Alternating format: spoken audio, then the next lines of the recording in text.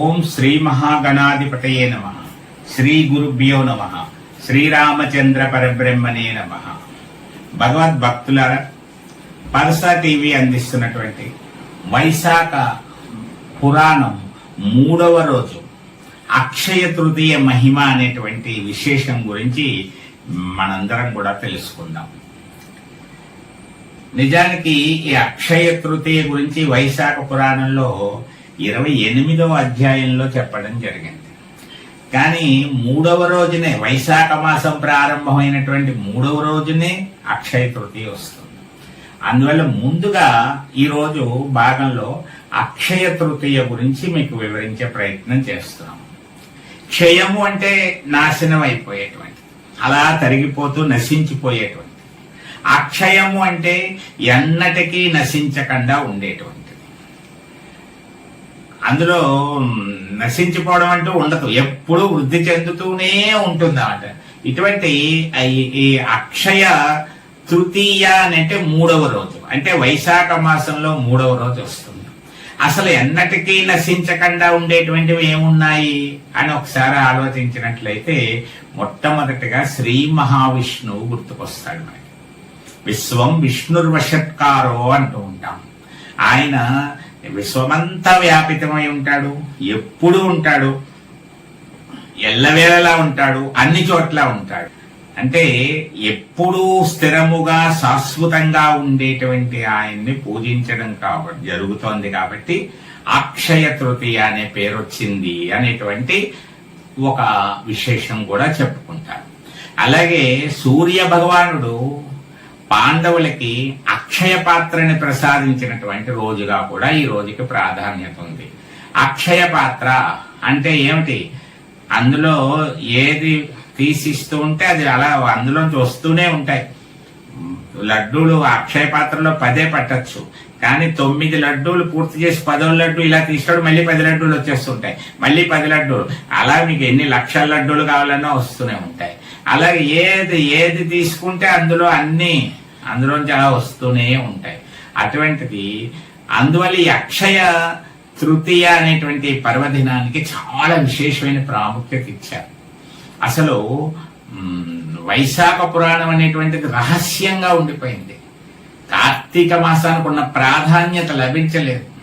అందువల్ల చాలా మందికి వైశాఖ మాస పురాణ విశిష్టత తెలియట్లేదు, చదవాలనే ఆసక్తి ఉండట్లేదు. ఎందుకంటే సుమారు నేను 3000 మందికి ఈ వైశాఖ పురాణం చేరేలాగా ప్రయత్నం చేస్తూ ఉంటే ఒక 50, 60, 70 మంది లోపు మాత్రమే వైశాఖ పురాణాన్ని వింటున్నారు. అసలు వైశాఖ మాసంలో ఈ చెయ్యవలసినటువంటి పురాణ శ్రవణం అనేటువంటి దాన్ని కూడా కాస్త పట్టించుకోవట్లేదు. నేను చెప్పిందే అని కాదు, ఎవ్వరు చెప్పిందైనా సరే వైశాఖ మాసంలో వైశాఖ పురాణం వినడం మంచిదని గ్రహించవలసిందిగా. అందుకని చూస్తున్న కొద్ది మందికి చేసే విజ్ఞప్తి ఏంటంటే, మరొకరైనా మీ వల్ల ఒక 2, 3 మీకు బాగా ఆత్మీయులైనటువంటి వాళ్ళు వైశాఖ పురాణాన్ని కనుక వినేటట్టు కనుక మీరు చేసినట్లయితే వారు వినేటట్లు చేసిన ఫలితాన్ని కూడా అదనంగా మీరు పొందుతారనే విషయాన్ని గమనించి మరికొంతమంది పురాణాన్ని వినేటట్టు చేయవలసిందిగా కోరుతున్నాను. అలాగే ఈ అక్షయ తృతీయ అనేటువంటి రోజున మనం క్లుప్తంగా కొన్ని విషయాలు తెలుసుకున్నట్లయితే, ఏ పని చేసినా అక్షయం అవుతుంది అనేటువంటి ఒక మాట చెప్తూ ఉంటారు.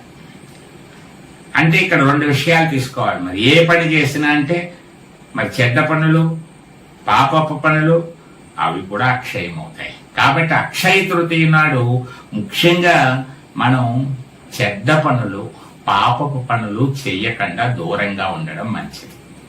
అందుకని పూజలు, జపము, వ్రతము, నోములు, పారాయణలో ఎక్కువ గడపమన్నారన్నమాట పెద్దవాళ్ళు దూరదృష్టితో ఆలోచించి. కాబట్టి చెడ్డ పనులకు దూరంగా ఉండండి. ఆలోచనలు కూడా చెడ్డ ఆలోచనలు వద్దు, మంచి ఆలోచనలు చేయండి. ఆ మంచి ఆలోచనలే అక్షయం అవుతాయి. అలాగే అక్షయ తృతీయ రోజు బంగారం కొనుక్కోవాలి అనేటువంటి ఒక నియమం ఉన్నట్టుగా చెప్తూ ఉంటారు. శాస్త్రములలో పురాణముల్లో అది చెప్పబడలేదు. నిజానికి బంగారాన్ని దానంగా చేయమన్నారు. అలా అంటే ఎవరో పాటించరు, కానీ ఎంతో కొంత బంగారాన్ని దానం చేయమన్నారు. కాబట్టి బంగారం కొనడం అనేటువంటిది తప్పనిసరి ఐటమ్ కాదు. మీకు వీలు కలిగి కొనుక్కుంటామంటే కొనుక్కోవచ్చు. అదొక్కటే ప్రధానమైంది కాదు, ఇంకా చాలా ఉన్నాయి. అవి ఏమిటయ్యా అంటే, ముందు అక్షయం చేసుకోదగినటువంటివి ఏమిటి అంటే, అక్షయ తృతీయ రోజున మీరు దేవాలయాన్ని సందర్శించండి, ప్రదక్షిణలు చేయండి. చక్కగా ఆ ప్రదక్షిణ కార్యక్రమం ఒక్కసారి 3 సార్లు కనుక చేసినట్లయితే మీరు అది అక్షయం అవుతుంది. అనేక సార్లు ప్రదక్షిణ చేసిన ఫలం వస్తుంది. అలాగే నామ జపం చేయండి.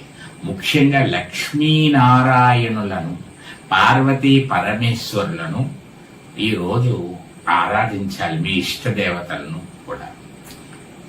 మరి రోహిణీ నక్షత్రంతో కూడినటువంటి తృతీయ వచ్చినప్పుడు చాలా విశేషమైన ఫలాన్ని ఇస్తుంది. లక్ష్మీదేవి ఆరాధన చంద్రుడికి చాలా ప్రీతి కలుగుతుంది. అందువల్ల మీరు తప్పనిసరిగా ఏం చేయాలంటే లక్ష్మీనారాయణలను ఆరాధించాలి. ఈరోజు మరొక విశేషం ఏమిటంటే చందనోత్సవం చేస్తారు. అంటే చందనం అంటే గంధం బాగా నరసింహస్వామికి పోస్తారు. కాబట్టి మీరు కూడా మీ ఇంట్లో చందనోత్సవం చేసుకోవాలి. మీ ఇంట్లో నరసింహస్వామి విగ్రహం చిన్నది ఏదైనా ఉంటుందా అంటే సాధారణంగా ఉండదు అందరిళ్లలో. మీ ఇంట్లో గణపతి ఉండొచ్చు, లేకపోతే ఏదైనా లక్ష్మీనారాయణులు ఉండొచ్చు, విష్ణుమూర్తులు ఉండొచ్చు, లక్ష్మీదేవులు ఉండొచ్చు. ఏదైనా ఒక చిన్న వెండి విగ్రహం కానీ, ఇత్తడి విగ్రహం కానీ, రాగి విగ్రహం కానీ ఉంటే ఆ విగ్రహానికి చక్కగా గంధం అరగదీసి గంధాన్ని పూయండి, చందనోత్సవం జరిపించుకోండి. ఒకవేళ అదేమీ లేవండి మా ఇంట్లో అయితే చక్కగా మీరు చందనోత్సవాన్ని ఒక వృక్షానికి, మారేడు చెట్టు కానీ, రాతి ఉసిరి చెట్టు కానీ, తులసి మొక్కకు కానీ చందనం పూయండి. చక్కగా గడపకి చందనం బొట్లు పెట్టండి. ఈ విధంగా అయినా చందనోత్సవం చేసినట్టు అవుతుంది. జమ్మి చెట్టు కానీ, ఏ దేవతా వృక్షాలు ఏవైనా సరే చందనం పూయండి. చిత్రపటానికైనా కొద్దిగా చందనం బొట్టు అలా పెట్టండి. చందనమును దానము చేయడము, చందనముతో పూజ చేయడము, పూజ చేసిన చందనాన్ని బొట్టుగా పెట్టుకోవడానికి అందరికీ పంచడము కూడా ఈ రోజు చాలా విశేషమైన ఫలితాన్ని ఇస్తాయి. లక్ష్మీ నరసింహస్వామిని ఈ రోజు స్మరించుకోవాలి. దగ్గరలో ఆలయం ఉంటే దర్శించుకోవాలి. అది లేదు, టీవీలో నరసింహస్వామి స్తోత్రాలు అని పెట్టుకొని నరసింహస్వామిని చేసేటువంటి పూజలవి వీక్షించాలి. ఇది తప్పనిసరిగా చేయాలి. దగ్గరలో ఉన్న దేవాలయాలు ఎన్నుంటే అన్నింటికి వెళ్ళండి. అక్షయ ఫలం కదండి మరి. అందువల్ల శివాలయాన్ని దర్శించిన ఫలము మీకు రావాలి, విష్ణాలయాన్ని దర్శించిన ఫలము రావాలి, అలాగే అమ్మవారి ఆలయాన్ని దర్శించిన ఫలము రావాలి. కాబట్టి మీ ఊర్లో ఉన్న దేవాలయాలన్నీ ఒక 10 నిమిషాలు వెళ్ళి రండి. ఇంకా అక్షయ ఫలాన్ని ఇచ్చేటువంటి ఈ కార్యక్రమాల్లో మీరు తప్పనిసరిగా చేయవలసినటువంటిది, ఎక్కువ ఫలితాన్ని ఇచ్చేటువంటివి కొన్ని చెప్పబడుతున్నాయి. అవి బెల్లం పానకం. శ్రీరామనవమికి మిరియాల పానకం అది ఇష్టంగా, అసలు ప్రతి పూజలోనూ పానకం ఉంటుంది మనకి. ఈ మధ్యకాలంలో మానేశారు, కానీ పూజ అంటే వడపప్పు, కాస్త చనివిడి, పానకం, ఈ 3 ముఖ్యం. కాబట్టి కొద్దిగా మీ వీలుని బట్టి 1/2 కేజీ బెల్లం చేస్తారో, 1/4 కేజీ బెల్లమే చేసుకుంటారో, కేజీ చేసుకుంటారో, 2 కేజీలు చేసుకుంటారో, ఒక బుట్ట బెల్లమే చేసుకుంటారు. అది మీ యథాశక్తి చూసుకుని ఏం చేస్తారంటే బెల్లము, మిరియాలు, కాస్త ఏలకులు వేసి చక్కగా పానకం తయారు చేసి, బెల్లం పానకాన్ని దేవాలయాల వద్ద కానీ, ఏదైనా రహదారుల కూడళ్ల వద్ద కానీ, మీ ఇరుగు పొరుగు వారికి కానీ, ఎక్కడికి వెళ్ళలేమండి ఎండలో అంటే మీ అపార్ట్మెంట్స్ లో ఉన్నటువంటి వారికి కానీ బెల్లం పానకాన్ని ప్రసాదంగా అందరికీ పంచిపెట్టడం చాలా విశేషమైన ఫలాన్ని ఇస్తుంది. ఒకరికి కాని, ఇద్దరికి కాని మీ వీలుని బట్టి భోజనం ఏర్పాటు చేసే అవకాశం ఉంటే భోజనం పెట్టండి. అలా లేదు, దద్యోజనం అనేటువంటి ప్రసాదాన్ని తయారు చేయండి. చక్కగా అందరికీ కొద్దిగా దద్దోజనం, కొద్దిగా పానకం ఇవ్వండి. అది కూడా మంచి ఫలితాన్ని ఇస్తుంది. మజ్జిగని పంచడం కూడా, పల్చటి మజ్జిగని కాస్త కరివేపాకు, కాస్త అల్లం ముక్క అది వేసి మజ్జిగని పంచి పెట్టడం కూడా ఈ రోజు అక్షయ తృతీయ నాడు చేయవలసినటువంటి కార్యక్రమాలుగా చెప్పబడుతున్నాయి. వస్త్రదానం కూడా విశేషమైన ఫలితాన్ని ఇస్తుంది. దేవాలయాల్లో దేవుడికి నూతన వస్త్రాలు సమర్పించండి. ఎవరైనా పండితులకి వస్త్ర కానుకగా సమర్పించండి. లేదా ఎవరో పేదవారికి ఎవరికైనా వస్త్రం ఇవ్వాలి, కొత్త వస్త్రం ఇవ్వడానికి ప్రయత్నం చేయండి. మీకు అనేక వస్త్రాలకు లోటు లేని ఫలము రావాలంటే పాతవి కాకుండా కొత్తది ఇచ్చే ప్రయత్నం చేయండి. తెలుపు రంగు వస్త్రము, అంచులు ఉన్నటువంటి వస్త్రాన్ని ఇవ్వడం కూడా మంచి ఫలితాన్ని ఇస్తుందని చెప్పబడుతోంది. అలాగే గొడుగు, చెప్పులు, అంటే ఏ దానమైనా మీరు ఎన్ని దానాలు చేయగలిగితే అన్ని ఒక లిస్టు చూసుకోండి. పెరుగు దానం చేస్తాను, ఒక పెరుగు ప్యాకెట్ ఇచ్చేయండి, ఎవరో ఒకరికి అయిపోతుంది పెరుగు ప్యాకెట్. గ్రంథదానం చేస్తాను, ఏదైనా పుస్తకం, భగవద్గీత, ఇంకోటో ఏదో ఒక పుస్తకాన్ని తీసుకుని గ్రంథదానం చేసేయండి. ఓ 10 దానాలు లిస్ట్ రాసుకోండి చేయగలిగిన చిన్న చిన్నవి. పెరుగు ఇచ్చేస్తాను, గ్రంథం ఇచ్చేస్తాను, ఏదైనా పండు ఫలదానం చేస్తాను, 1 పండ, 2 పళ్ళ, 3 పళ్ళ, 3 రకాల పళ్ళ, అది మీ ఇష్టం, మీ ఓపికని బట్టి. ఏదైనా పండు దానం అంటే పండు దానం చేసేసేయండి. వస్త్రదానం చేస్తాను, ఒక జాకెట్ ముక్క పెట్టి ఎవరికైనా బొట్టు పెట్టి చక్కగా ఇస్తారా, ఇవ్వండి. మీకు అందుబాటులో ఎవరైనా ఆత్మీయులు ఎవరైనా ఉన్నట్లయితే, పెద్దవారు ఎవరైనా ఉంటే, దంపతులు ఉన్నట్లయితే వెళ్ళి చక్కగా దంపతులు ఇద్దరికి పండు, ఫలము, ఒక వస్త్రము ఇచ్చి నమస్కారం పెట్టి వాళ్ళ దగ్గర ఆశీస్సులు తీసుకోండి. ఇంత అక్షయ తృతీయ నాడు పెద్ద పూజలు వాటికంటే చేయగలిగినవి విశేషాలు మీకు చెప్తున్నాను ముఖ్యంగా. ఈ విధంగా అక్షయ తృతీయ నాడు మీ శక్తి కొద్దీ ఏ విధానం చేయగలిగితే, గొడుగు ఇవ్వగలిగితే ఇవ్వండి, లేదా జవులు ఇవ్వగలిగితే ఇవ్వండి. అది ఇవ్వలేనండి అంటారు, దాని పక్కన పెట్టండి. పువ్వులు ఇవ్వండి, డ్రై ఫ్రూట్స్ ఇవ్వండి, కొద్దిగా ఎండు ద్రాక్ష, కొద్దిగా కిస్మిస్, జీడిపప్పు ఇలాంటిది ఏదైనా ఇవ్వండి. అలా కొన్ని ఇవ్వవలసినటువంటివి మీరు జలదానం చేయండి, అన్నదానం చేయండి, పెరుగుదానం చేయండి, నేతి దానం చేయండి. ఇలా మీకు ఏవి లెక్క ఉంటాయి, చిన్న వెండిది రేకు కానీ, వెండి చిన్న చెంచా కానీ ఏదైనా దానం చేస్తాను చేయండి. రాగి పాత్ర, రాగి పంచపాత్ర, ఉద్దరిని లాంటిదో, రాగి చెంచా లాంటిదో చేస్తుంటే అది చేయండి, ఇత్తడి చేయండి. అలా మీ వీలు ఏముంటుందో చూసుకుని వాటిని దానం చేసే ప్రయత్నం చేయండి. ఎన్ని చేస్తే అంత మంచిది అని చెప్పబడుతోంది కాబట్టి వాటిని తప్పనిసరిగా ఆచరించే విషయం చేయండి. మత్స్య పురాణంలో పార్వతీదేవికి పరమేశ్వరుడు ఈ అక్షయ తృతీయ మహత్యాన్ని వివరించినట్టుగా చెప్పబడుతోంది. నారద పురాణంలోనూ చెప్పబడుతోంది.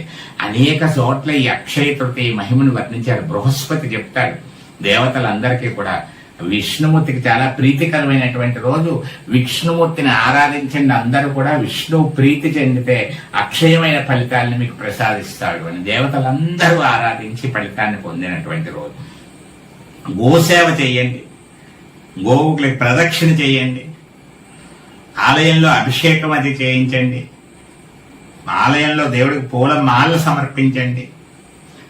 ఇంకా ఏ లక్ష్మీనారాయణ మీరు ఒక నామం పలికేటప్పుడు ఓం శ్రీ లక్ష్మీనారాయణాభ్యో నమః, ఓం శ్రీ లక్ష్మీనారాయణాయ నమః అనుకోవచ్చు, లక్ష్మీనారాయణ దేవతాభ్యో నమః అనుకోవచ్చు. లక్ష్మీదేవిని నారాయణని కలిపి పలకాలన్నమాట. ఓం శ్రీ మహాలక్ష్మీదేవి నమః అనడము అంత కరెక్ట్ కాదు. అంటే ఆ ఇద్దరిని కలిపి పార్వతీ పరమేశ్వరాభ్యో నమః అనుకోవచ్చు. ఆ విధంగా లక్ష్మీ నరసింహస్వామినే నమః అనుకోండి. చందనోత్సవం జరిగే సమయం మంచి లక్ష్మీ నరసింహస్వామి ఆరాధన మంచిది ఈ మాసంలో. అందులో ఓం శ్రీ లక్ష్మీ నరసింహాయ నమః, ఓం శ్రీ లక్ష్మీ నరసింహాయ నమః అనుకోండి. ఈ రోజు తప్పనిసరిగా పురాణ శ్రవణం చేయాలట, ఏదో విష్ణు కథను వినాలట, విష్ణు భజన వినాలట, విష్ణు నామం పఠించాలట. అంటే జపము గాని, దానము గాని, అలాగే భజన గాని, స్మరణ గాని, శ్రవణము గాని ఇవన్నీ అక్షయమైన ఫలితాలను ఇస్తాయి. కాబట్టి మీరు ఏదో ఒక విష్ణు కథ వినండి, ప్రహ్లాద చరిత్ర వినండి, నరసింహస్వామి ఆవిర్భావ చరిత్ర వినండి, వామనావతారం గురించి వినండి. ఏదో ఒక విశేషంతో కూడినటువంటిది ఒక పావు గంట, అరగంట వినేటువంటి ప్రయత్నం చెయ్యండి.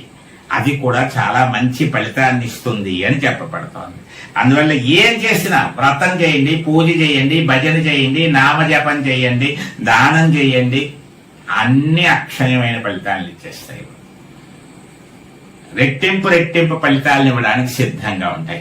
సముద్రములోంచి ఆవిర్భవించినటువంటి లక్ష్మీదేవి ప్రీతికరమైనటువంటి సముద్రంలోంచి వచ్చినటువంటివి ఏవైనా సరే మీరు ఆరాధించవచ్చు. కామధేనువు సముద్రంలోంచి వచ్చింది, గోపూజ చేయండి. ఇంటి దగ్గర ఒక వెండి విగ్రహం లాంటిది ఉన్నా, రాత్రి ఏదైనా ఆవు ఉన్నా ఆవుకు పూజ చేసినట్టు భావించండి. దగ్గరలో గోశాలు ఉంటే గోశాలకు వెళ్ళండి. గోమతి చక్రాలను ఉంటాయి, అవి కూడా లక్ష్మీదేవికి ప్రీతికరమైనటువంటివి. అలాగా మీరు చక్కగా ఏదైనా నామజపం చేసుకుంటూ ఈ రోజంతా ఉంటూ ఏ పని చేస్తున్నా, ఏదైనా విష్ణు సంబంధమైనటువంటిది పారాయణ చేసుకుంటూ, రామకోటి వంటిది రాసుకుంటే, ఒక పేజీ రాస్తే అది అక్షయం అవుతుంది, అనేక పేజీలు రాసినటువంటి ఫలమునిస్తుంది. కాబట్టి మంచి ఆలోచనతోటి మంచిగా ఉండండి. అలాగే మీ మనసు కూడా అక్షయం అవ్వాలి. సద్భావనతో నిండినటువంటి అక్షయ పాత్ర అవ్వాలి మీ మనసు. అంటే ఎవరికో ప్రపంచంలో ఎంతమంది ఉన్నారు, ఎన్ని వేల మంది ఉన్నారు, ఎన్ని కోట్ల మంది ఉన్నారు, అందరూ ఏదో ఒక పని చేస్తారు, ఏదో ఒకటి సంపాదించుకుంటూ ఉంటారు. కానీ మనకి తెలిసినటువంటి వాళ్ళు ఏదో అభివృద్ధిలోకి వచ్చేస్తున్నారనో, ఇంకోటనో ఇదనో అనేటువంటి భావనతోటి ఉండడం, బాధపడడం అనేటువంటిది ఎప్పటికీ కరెక్ట్ కాదు. మనకు తెలియని వాళ్ళు ఎంతమంది సంపాదిస్తున్నారు ఎక్కడెక్కడో, వాళ్ళందరినీ చూసి మనం బాధపడుతున్నామా? కాబట్టి మనం అసూయని విడిచిపెట్టేయండి. అసూయను విడిచిపెట్టేసి మంచి భావనతోటి ఉండి మీ అందరూ కూడా అక్షయ తృతీయ ఫలితాన్ని పొందేటువంటి ప్రయత్నం చేయవలసిందిగా మీ అందరికీ విజ్ఞప్తి చేస్తూ, మంచి విష్ణు కథను వినండి, విష్ణు నామస్మరణ చేయండి. ఓం లక్ష్మీ నారసింహాయ నమః అనేటువంటి విషయాన్ని ఎక్కువగా నామం పలకండి. గంధం అరగదీయండి తప్పనిసరిగా. గంధపు చెక్కను దానం చేసినా కూడా మంచి ఫలితం ఉంటుంది. కాబట్టి అక్షయ తృతీయ మీకు అక్షయమైనటువంటి శుభ ఫలితాలను ప్రసాదించాలని మనసారా కోరుకుంటూ రేపటి భాగంలో మళ్ళీ మనందరం కలుసుకుందాం. సర్వే జనా సుఖినో భవంతు. సర్వదేవతా అనుకూల సిద్ధ